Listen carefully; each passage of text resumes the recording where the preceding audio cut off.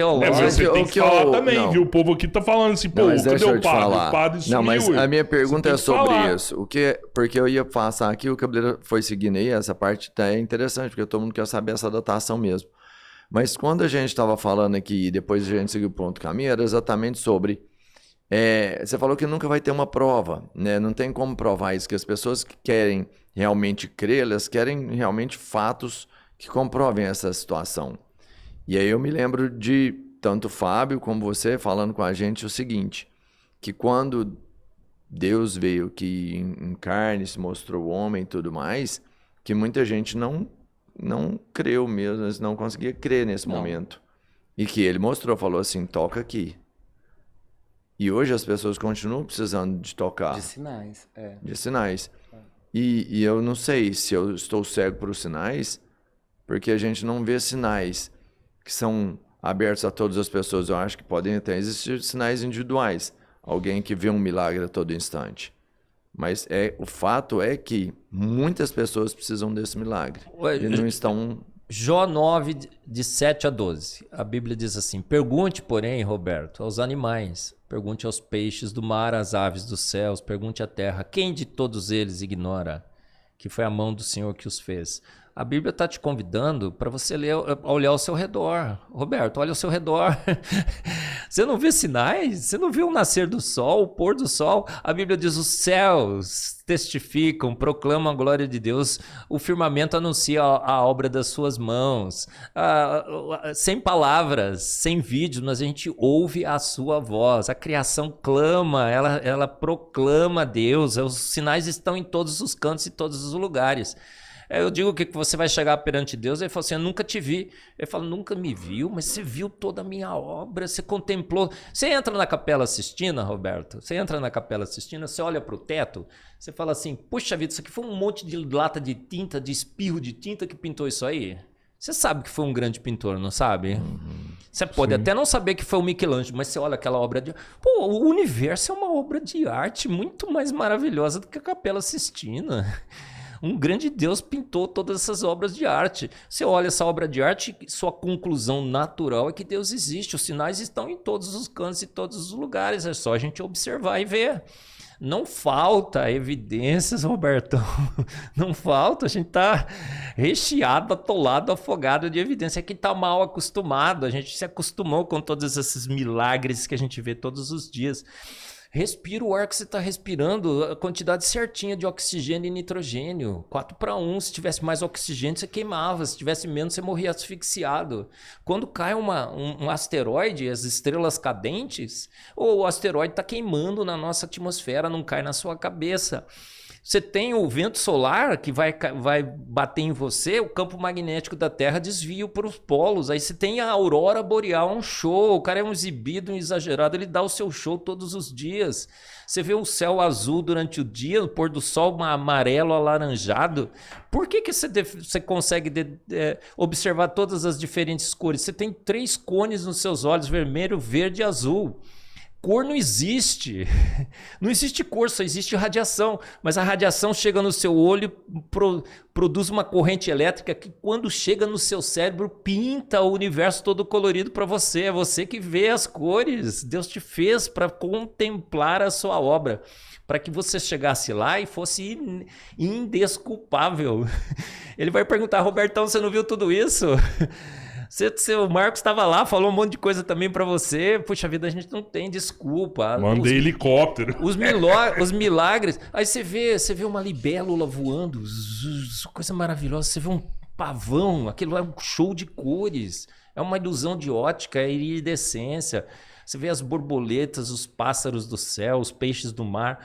Pô, um tubarão consegue perceber o sangue a quilômetros. O martim pescador perfura a água sem fazer nenhuma agito. A gente copia nos trem-balas. Né? Os pássaros voando. A gente só voa porque a gente copiou os pássaros. As álulas das águias e tudo mais. Falta evidência? Falta milagre? Não falta não, Robertão. Tem bastante, hein? A gente está cercado desse grande Deus, não é, padre? E Deus se revela. Agora, ele deixa ainda uma duvidazinha. Por quê? Porque sem fé é impossível agradar a Deus.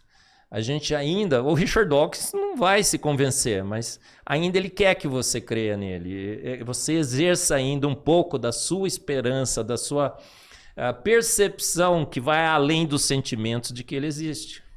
Por que nós temos que agradar a Deus? Aí vamos pra Nós temos que teologia agradar porque quem chega, quem precisa de elevar somos nós.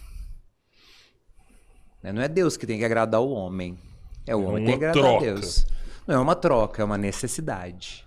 Porque Me agrade que eu elevo você. Não é Deus que pede, é nós que necessitamos. E não é nem agradar, é reconhecer.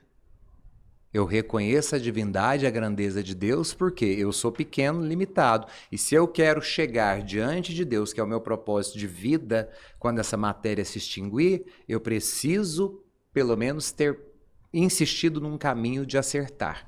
Não significa que eu vou acertar, mas pelo menos que eu tenha me colocado no caminho e tentado, eu preciso. Né? Porque no final das contas não vai contar se eu acertei, vai contar o quanto eu me esforcei para acertar. Então, Deus não precisa de nada, porque se ele precisasse, ele não seria Deus.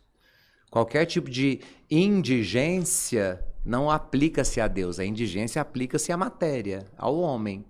As faltas fazem parte do contexto material e não do contexto divino. E você acredita que tem várias maneiras de chegar até ele? Várias maneiras. Várias maneiras. Vários caminhos. Como o próprio Cristo diz, na casa de meu pai existem muitas moradas. Inclusive não acreditar nele. Inclusive não acreditar. Você pode chegar nele. Você pode chegar até ele não acreditando. Agora, chegar até ele não acreditando porque a graça dele vai te justificar. Porque o não acreditar é uma negação. Então, a graça de Deus é que é maior que a nossa pequenez. A negação seria saber que ele existe e negar ele. Que é o que eu particularmente acredito que aconteça com os ateus. Porque a negação em si já comprova a existência do ser. Uma vez que eu nego, que em primeiro lugar eu tive que afirmar que ele existe. Não tem como eu negar algo se não me for dada a ideia da existência dele. Não haveria uma discussão em torno do nada, que é o que o professor falou a respeito do niilismo. Esse nada, não se discute o nada. Você discute a substância. Mas na verdade, muitos ateus não negam o divino. Muitos negam o seu pensamento. Muitos negam o Deus do cristianismo. Eu não conheço um ateu que discute sobre um Deus que não seja o Deus do cristianismo. É inclusive um convite, de repente alguém aparece para discutir a respeito da divindade, da deidade, né? Ou do demiurgo, ou qual o nome eles queiram dar. Vamos falar do ateísmo sem tocar no cristianismo. Mais uma evidência que esse é o Deus verdadeiro, né? Ô, Rodrigão, perguntaram para Jesus uma vez como se chega a Deus. E ele respondeu. Então não preciso responder, nem o padre também. Ele respondeu, ele falou, eu sou o caminho, a verdade e a vida. Ninguém vem ao Pai senão por mim. O único caminho a Deus é por Cristo, pelo sacrifício que ele fez na cruz, derramou seu sangue por você, pelo Roberto, pelo padre, por mim. Então perguntaram para Cristo, como eu me chego a Deus? Ele falou, eu sou o caminho, a verdade e a vida. Ninguém vem ao Pai senão por mim. Ele é o único caminho. Eu sou filho de Deus. Sim, todos somos filhos. Sim, mas todos. A Bíblia diz, ensina que com o pecado perdemos essa condição. Fomos deserdados, passamos a ser criatura. Entendi. Eu não vou Por nem Cristo perguntar mais. recuperamos a condição de filho. Adotivos. Adotivos Porque de o Deus. filho é o Cristo. Nós, Porque configurados somos adotados ao como Cristo, Sim. configurados em Cristo pelo batismo, nos tornamos filhos adotivos. É a adoção de Deus da humanidade, que nós perdemos quando nós pecamos. Co-herdeiros com Cristo. Co-herdeiros com Cristo. Então não somos donos do mundo, mas somos filhos do dono. Com Adotivos, certeza. mas filhos do dono, filhos Mas de Deus. se eu sou o filho dele, primeiro que eu já me enxergo como... Tá, assim, com todo respeito, é só uma colocação para que as pessoas entendam isso, senão eu já vou ser exonerado. Até minha mãe vai me deserdar, além da... Aí minha mãe fica só encrenca com ela.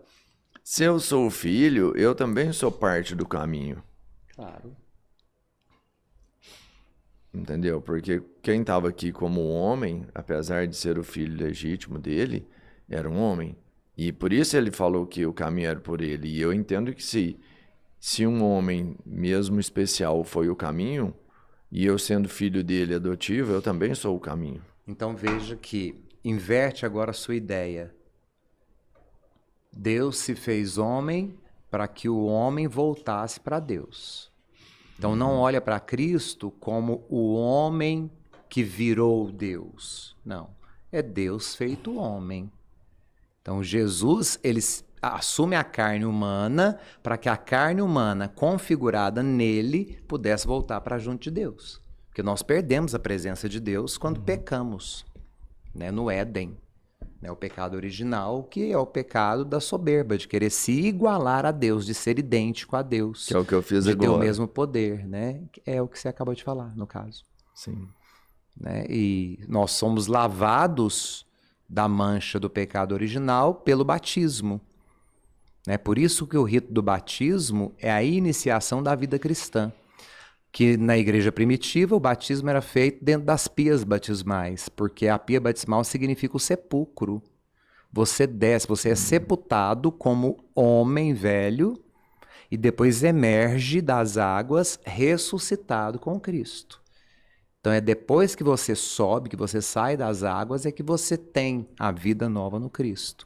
Por isso a pia batismal tanto é um útero quanto é um sepulcro de Cristo. É o útero da igreja, porque é dela que você é gerado, mas é o sepulcro de Cristo, porque é entrando na pia batismal que você passa pela morte, configurado na morte de Cristo, e ressuscita configurado na ressurreição de Cristo. Aí sim você faz parte do povo de Deus. O ateu que faz uma boa obra, mesmo negando, vai ser salvo? Eu não posso dizer quem vai ser salvo ou não, mas eu particularmente acredito que, como João vai definir que Deus é amor e que o caminho da salvação é a prática do amor, porque quem ama experimenta a Deus porque Deus é amor, então eu acredito que todo aquele que ama incondicionalmente, ele está justificado diante de Deus. Entendi. Já teve alguma experiência particular com Deus, professor? Ai, várias, Rodrigo. Ixi, Eu sei que o que o senhor falou aqui é maravilhoso.